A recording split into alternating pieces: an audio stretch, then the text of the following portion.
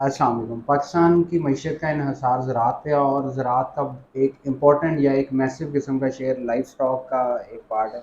और life stock में अगर हम बात करें तो पाकिस्तान में डिफरेंट फार्मिंग के तरीके हैं लाइफ स्टॉक फार्मिंग के। और पाकिस्तान हालांकि एक ज़रूरी मुल्क होने के बावजूद जो इसकी फार्मिंग के तरीके हैं वो बहुत ही कन्वेंशनल किस्म के हैं। और फार्मर आगे बढ़ने का नहीं सोच रहे और वो पुराने तरीक़ों में अटके हुए हैं। और स्पेसिफिकली अगर हम लाइफ स्टॉक की बात करें, सिर्फ अगर एक सेगमेंट में अगर हम बेहतरी ले आएँ तो नेशनल इकॉनमी को हम बहुत ही ऊपर लेके जा सकते हैं। और लाइफ स्टॉक के अगर छोटे से तबके की भी अगर हम बात करें या छोटे से अगर पार्ट की बात करें, स्मॉल रूमिनेंट्स जो हैं, जानवरों का जो गोश्त है, वो एक बहुत बड़ा बिजनेस की शक्ल इख्तियार कर चुका है। स्पेसिफिकली ईद उल अजहा के मौका पे अगर आप देखें तो बहुत मैसिव किस्म का इसका एक यूजेज होता है और बहुत ही ज़्यादा लोग इससे प्रॉफिट कमाते हैं। लेकिन अगर इसको एक प्रॉपर वे में या एक चैनलाइज वे में और कन्वेंशनल जो फार्मिंग के तरीके हैं उनसे हट के लेके चला जाए तो हम बहुत ही चीज़ों को बेहतर तरीके से कर सकते हैं। ये सारी चीज़ें डिस्कस करने के लिए हमारे साथ डॉक्टर एजाज अहमद साहब मौजूद हैं, associate professor, department of clinical sciences, faculty of veterinary sciences, Bahauddin Zakariya university. तो sir, thank you so much, welcome to the show. आपके प्रीशियस टाइम का बहुत शुक्रिया। तो सर, सबसे पहले बताएं कि आपके सफ़र का आगाज़ कैसे हुआ और यहाँ तक का जो एक वो कहानी है वो हमें सुनाएं ज़रा। बहुत शुक्रिया अनस, आपने मुझे इनवाइट किया इंटरव्यू के लिए। मैंने अपने सफ़र का आगाज़ तो university of veterinary and animal sciences से किया। 2002 में मैंने डीवीएम में दाखिला लिया वहाँ पे। और 2007 में मैंने वहाँ से डीवीएम अपना मुकम्मल किया। उसके बाद डिपार्टमेंट ऑफ थीरियोजेनोलॉजी से मैंने एमफिल किया और मेरे सुपरवाइज़र थे प्रोफेसर डॉक्टर नसीम अहमद, जो अभी यूवास के वाइस चांसलर हैं। मैंने फिर यूवास का एक कैंपस है झंग में, वहाँ पे एज ए लेक्चरर काम किया। फिर मैं बस बहुत ही शॉर्ट टाइम के लिए एरिड एग्रीकल्चर यूनिवर्सिटी रावलपिंडी में मैंने सर्व किया। फिर मेरा स्कॉलरशिप हो गया ये scientific and technological research council TUBITAK के नाम से, तुर्की की ये एक साइंटिफिक काउंसिल है। उसका स्कॉलरशिप हुआ और उस पे फिर मुझे तुर्की जाने का मौका मिला। वहाँ से मैंने अपनी पीएचडी कंप्लीट की आयदन अदनान मेंडेस यूनिवर्सिटी से। और प्रोफेसर मिली ऑक्साई मेरे सुपरवाइज़र थे। और बाद फिर मैं वापस पाकिस्तान की तरफ और यहाँ आके बहाउद्दीन ज़िक्रिया ज्वाइन किया 2015 में। और तब से मैं शुरू में मैंने as a assistant professor join किया और पिछले साल मैं प्रमोट हुआ to the higher rank of associate professor. अच्छा सर, थोड़े से अपने प्रोजेक्ट्स के बारे में बता दें कि करंटली आप किन किन प्रोजेक्ट्स पे काम कर रहे हैं या जिन पे कर चुके हैं एज ए इन्वेस्टिगेटर जी, या को अभी तक जो इन्वेस्टिगेटर। है मैंने काफ़ी सारे projects in the capacity of principal investigator और को पीआई, को प्रिंसिपल इन्वेस्टिगेटर मैंने कंप्लीट किए हैं। तो उसमें एक सबसे पहले मैंने प्रोजेक्ट हायर एजुकेशन कमीशन की तरफ से फंडेड था। वो था एक आइडिया के एक्स्ट्रा सेलुलर एटीपी का इफेक्ट सीमन की cryo preservation, small ruminant semen की क्रायो प्रिजर्वेशन के ऊपर वो था, वो कंप्लीट किया।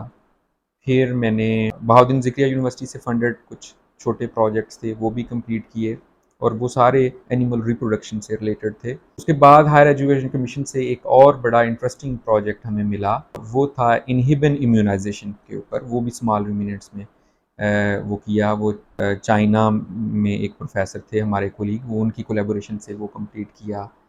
और रिसेंटली हमारा अभी एक कंप्लीट हुआ है लेप्रोस्कोपिक आर्टिफिशियल इंसेमिनेशन पे शीप में।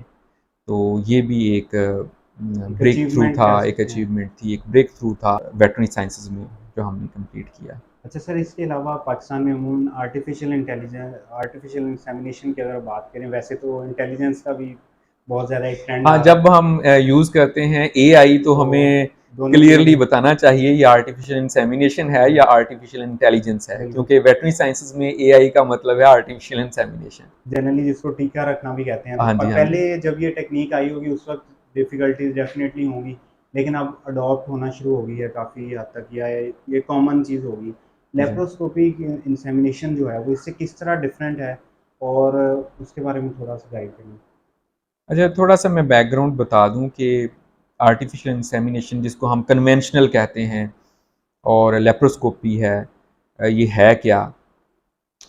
कन्वेंशनल जो है, जो ऑलरेडी हमारे गायों में और भैंसों में टेक्नीशियंस कर रहे हैं, उसको अप्रोच करते हैं। ट्रांस सर्वाइकल एक टेक्निकल टर्मिनोलॉजी थोड़ी सी इसमें यूज़ मैं करूँगा।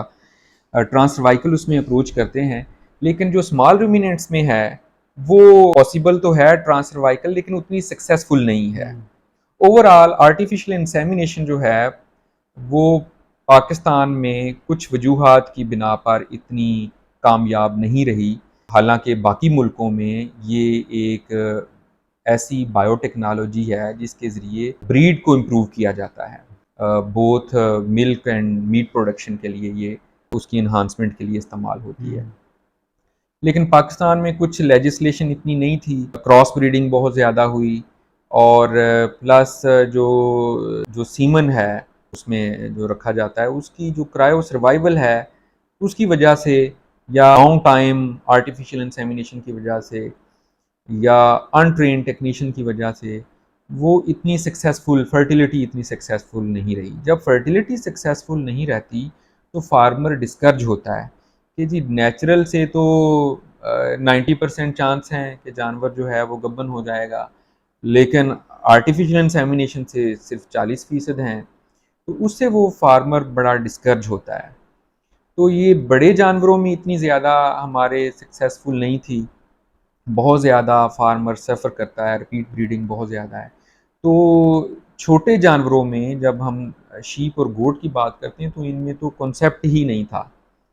तो तुर्की में जब मैं पीएचडी स्टूडेंट था तो वहाँ पे फिर मैंने लेप्रोस्कोपिक आर्टिफिशियल इंसेमिनेशन पे काम किया।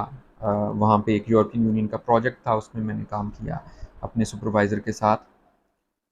तो उसमें ये है कि जो सीमन है वो डायरेक्टली यूट्रस में डिपॉजिट करते हैं, और ये ट्रांस सर्वाइकल नहीं है। थ्रू अब्डोमन उसमें दो छोटे से लोअर अब्डोमन में होल बनाने पड़ते हैं, और उससे जो है वो टेलीस्कोप और कैथीटर गुजारा जाता है, और डायरेक्टली जो है वो सीमन के को जो है वो यूट्रस में डिपॉजिट किया जाता है।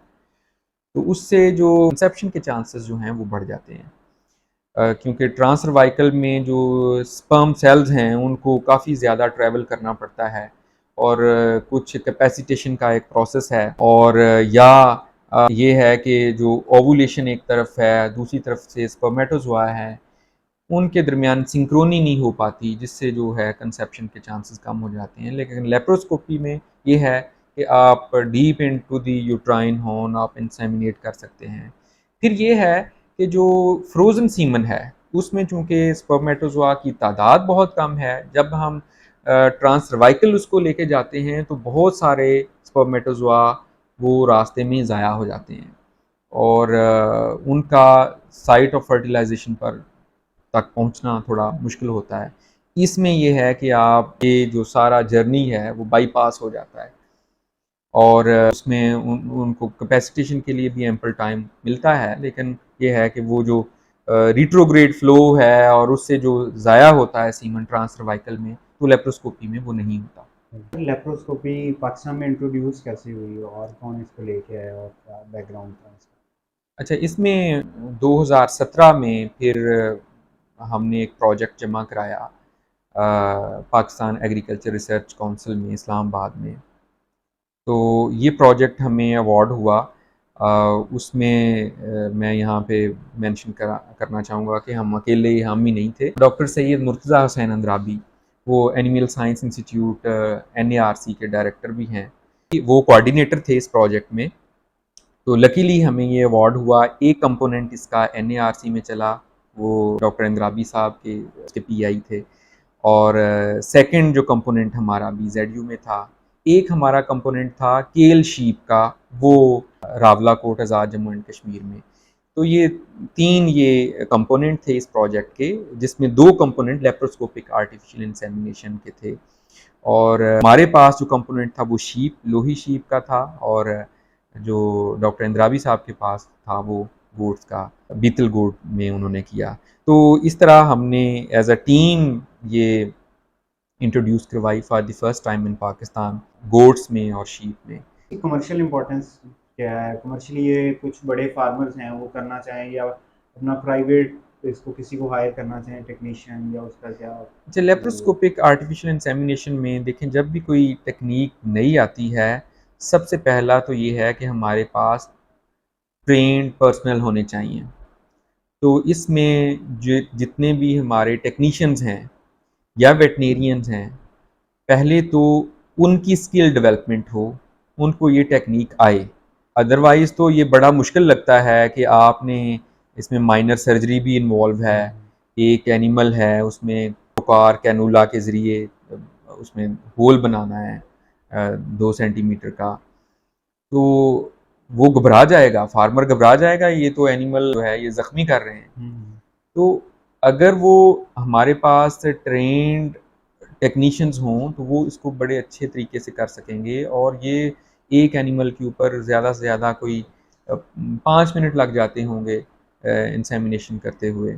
तो फिर जो है ना वो इसको कमर्शियली भी इस टेक्निक को इस्तेमाल किया जा सकता है। लेकिन अभी तक ये है कि just research point of view से इसको इसका इस्तेमाल हुआ है हमारे पास इधर, या NARC इस्लामाबाद में। लेकिन अगर इसको कमर्शियली कर दिया जाए इन अ फ्यू कमिंग ईयर्स तो ये जी, फ़ायदा हमारे बहुत पास इतने, फ़ायदेमंद हाँ हो। जी, हमारी ये ऑब्वियसली ये टेक्निक फ़ायदेमंद है इससे, और ये कोई रॉकेट साइंस तो बहुत नहीं है। ज़्यादा, हाँ, इन्वेसिव नहीं है, और जानवर के जान जाने का इसमें ख़तरा नहीं होता। अमूमन फार्मर का यही होता है कि आप देखें ये जानवरों को ज़ख्मी कर रहे हैं, ये होल बना रहे हैं, ये मशीन अंदर जाएगी तो इससे जानवर शायद बच पाएगा या नहीं बच पाएगा, ऐसा कुछ नहीं है।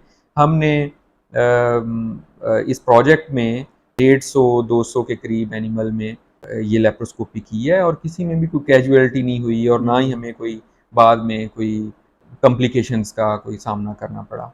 अच्छा sir, second important topic easter synchronization, ये होती क्या है और इसको इम्प्लीमेंट किस तरह किया जाता है या इसकी इकोनॉमिक इम्पोर्टेंस कोई है? जी, इसकी बहुत ज़्यादा सिग्निफिकेंस है।